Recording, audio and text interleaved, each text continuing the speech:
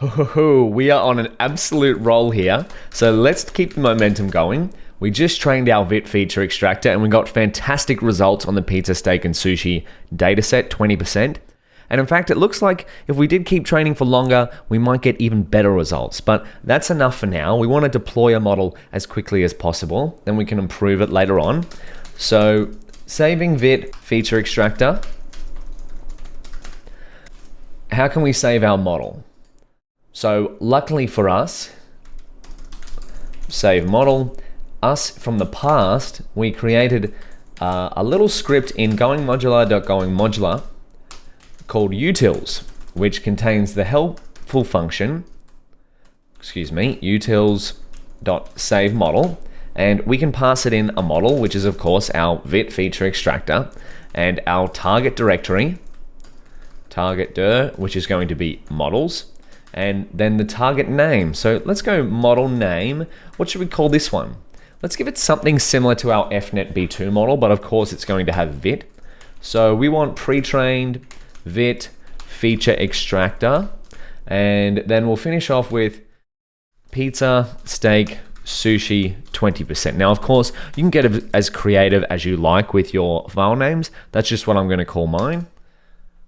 We save that. Beautiful. Then we've got our pre-trained model, or our ViT feature extractor, now saved into models. There we go. We've got our two models, FNet B2 and ViT. So now let's, while we're here, check the size of it. So what we did notice is that our ViT feature extractor has more parameters than our FNet B2 model.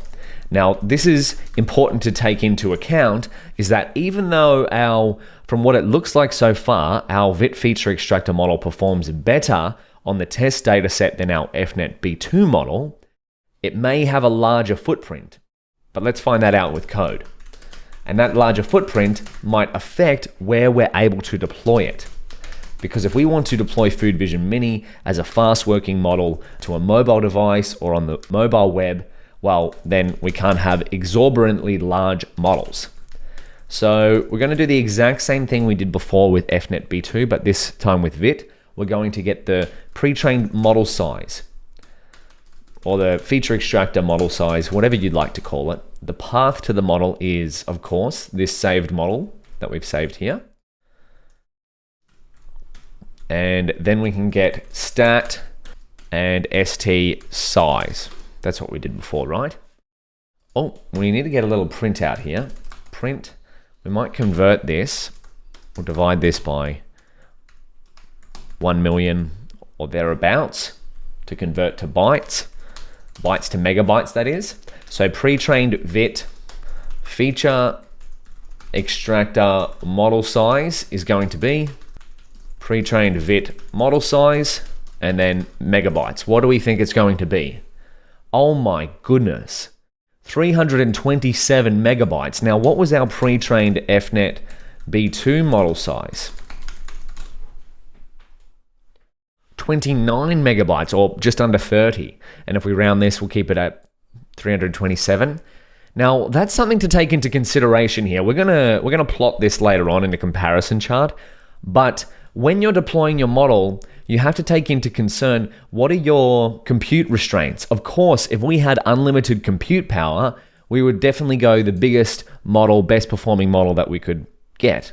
But if you have limited compute resources, such on a small computing device like a mobile device or even a Raspberry Pi, which is a small computer, you might not even be able to store a model that's as big as ViT. So something like this, a small computer somewhere, or there's even smaller computers out there.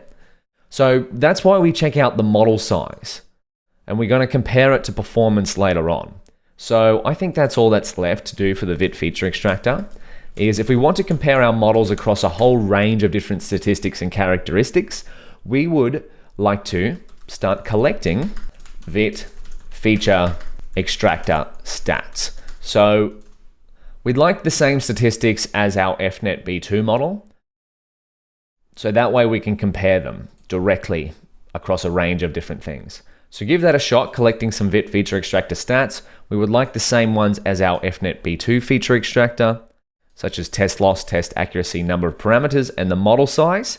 And then we'll do that together in the next video. I'll see you there.